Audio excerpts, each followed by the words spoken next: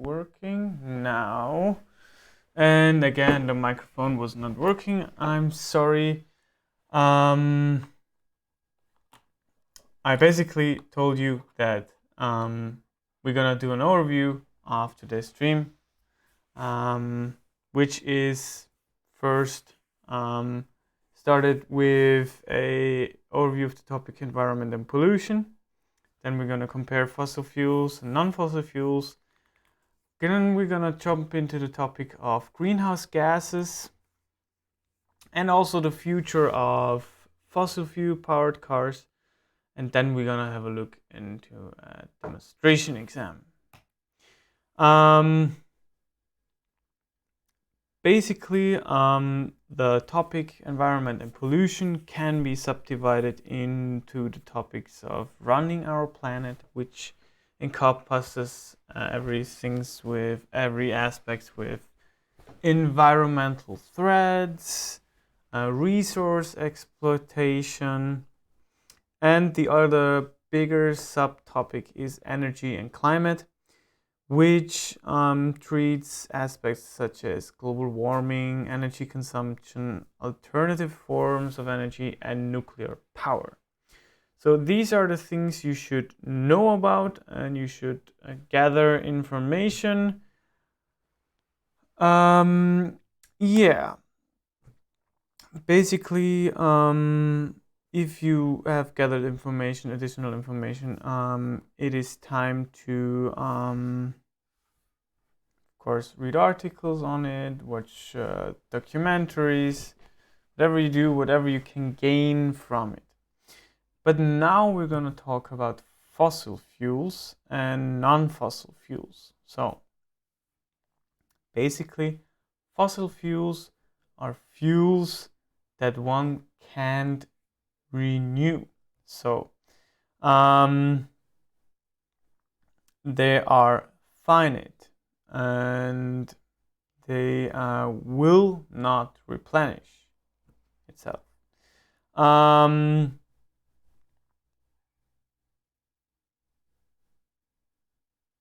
Will not replenish. Of course, I'm sorry. Yeah, it will not replenish. I've written it here with renewable and non-renewable. So renewable, of course, are non-fossil fuels, and non-renewable are fossil fuels. Might be confusing, but I think it is kind of something logical that non-renewable resources such as gas, oil, coal won't replenish itself. So auffüllen oder just think about it. Fossil fuels. Fossil fuels are actually, if you take oil and you basically drill a hole wherever you want, not wherever you want, but it is often in sea, of course. Drill a hole and then you pump it up through a hose, and it will diminish, of course. So fossil fuels, natural gases, coal and oil, we already had it, and nuclear fuels such as uranium ore. Renewable resources then must be resources that replenish within a short amount of time, such as solar power, wind power, hydropower, tidal power, which focuses on the tide, of course. So die Gezeiten. So whenever there is more water, you can kind of, I think you can imagine what it's all about. And geothermal energy, and of course biomass. those are all renewable resources. So now you might argue that there are, of course, pros with fossil fuels too. So for the pros, it is a big pro is that it is an high energy density, so you can get out a lot of it when you, of course, if you're using a traditional engine. You have variety of applications, and it's cheap to produce, of course. The cons, of course, the big, if there are burned, such as in a car engine, you have a big amount of carbon dioxide that is emitted. It is finite, of course. Gradual depletion, which we are facing at the time of speaking, actually. And of course, the production causes environmental and health issues. Now, speaking about non-fossil fuels, they're environmentally friendly, low carbon emission, so carbon dioxide. They're endless. You can, so if speaking about politics, one country can be independent from other countries, which doesn't work with oil and gas. The cons, of course, is that it's dependent on nature, but gas is somehow also dependent on nature. High initial costs and expensive. That's why also a lot of people don't use it now. Just have to think about electric cars, but electric cars we're gonna talk in a few minutes. So when speaking about greenhouse gases, those are one of the greenhouse gases that are in our ozone layer, or basically in our air, is CO2. This gas causes that the ozone layer is, or basically that our planet is heated. So, and this development of the increasing temperature causes floodings, for example, mudslides. You might have encountered that there are a lot of bushfires or whole woods that are on fire because it's that dry. So places dry out, and I think the most critical is that the glaciers are melting. And thinking about the North Pole or Greenland, for example, we're encountering right now, there is actually a lot of melting going on. So it's a critical situation, which is, of course, not only made by greenhouse gases. You wanna put it like this,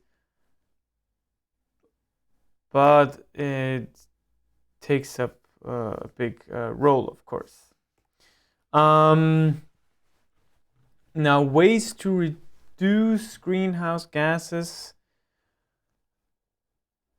Well, there are ways, of course, and we should do something about it. And I think the first thing I haven't mentioned here is that politics is a way to reduce greenhouse gases. So people need to get aware of it and do something about it. And politicians also need to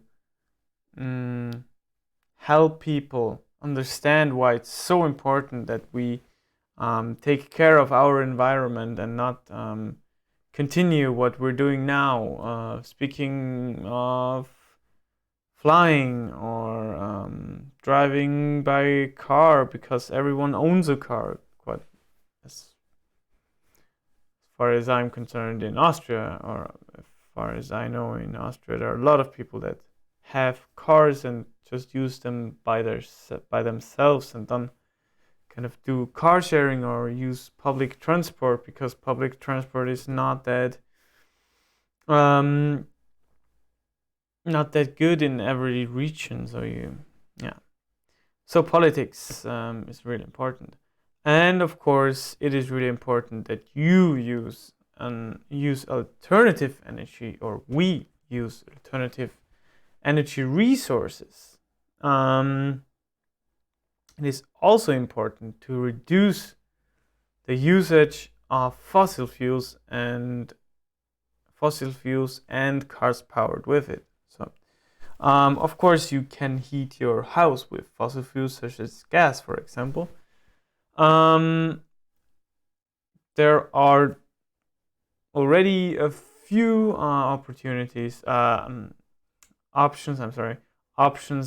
that, for example, that help you to kind of cut out on fossil fuels.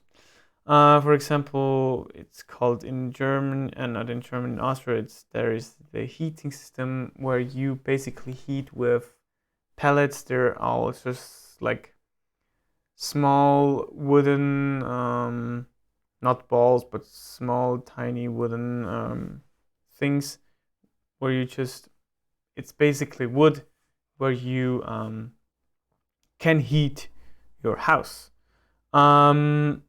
Buy locally also reduces the emission of CO2. So if you, every time you want to do something or order something, if you continue to order online, there is a lot of transportation involved. There's a lot of maybe there is a lot of air transportation involved. So a lot of gases are emitted, and try to buy locally. If it's something special you want to order, you might find something different or similar in your, I don't know, local store. Next point is also really important. Use public transportation, or better, use a bicycle, of course. Not an e-bike, just a regular bike. That's the best way, actually, to reduce any kind of emission. And of course, watch for your daily energy consumption, because it plays a big role. So if you're like a person who has their TV always running, and everything is turned on, it's not that good, actually. So think about your daily consumption, and I think you will find ways to reduce energy consumption. So now, speaking of the future of fossil fuels and cars that are powered with it, it's very difficult, I think. We have a kind of difficult situation where we're in. Or a lot of people actually want to reduce the usage of cars that are driven by fossil fuels. First, of course, there's the environmental aspect, and second, in terms of refueling, it is more expensive, fossil fuels, than electricity, for example. So I think in terms of the exam, it would be a great question that the examiner might ask you, if if the future of the cars is driven by electricity or used only electric cars. Just that I have given you an input on this. I don't think that is the future of cars, especially thinking about the battery production and the mining of precious metals, so lithium, for example. These are all metals that are mined with a lot that need a lot of water to mine them, and of course the people that are mining them are pretty poor, and they really need to kind of dig holes where they can mine one of those precious metals. So maybe read up on it. It's a very interesting topic, and I think you will have a lot of things to talk about. So I think there needs to be something that is a better way for the future of our mobility, basically. Yes, so let's continue with the exam I've given you, or not given you, I've prepared. In this case, it's just an example how an exam could look like. Let's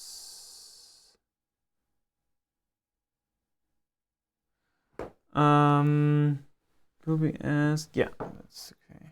In this case, it's always structured the same.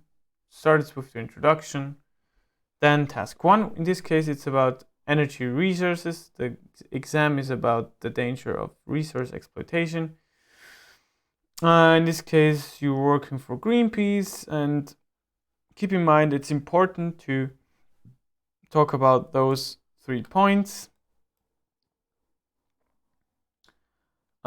which is the monologue, which is only, since it's the monologue, it's only about you talking to the examiners in this case.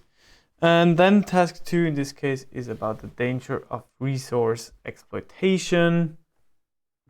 Now that's the dialogue, the role play where you interact with the examiner, and then normally there's a follow-up discussion. This is only the link for the article. Since you've been you will be given an article on task 2. In this case, it's about these are 6 of the most exploited resources on Earth. So very interesting, I guess. And yeah, think about, you have to add your own information too with task 2. Yeah. Okay, that's basically it from this stream. I hope that you could manage to gather some new information. If you have any questions, of course, ask us in the comments below.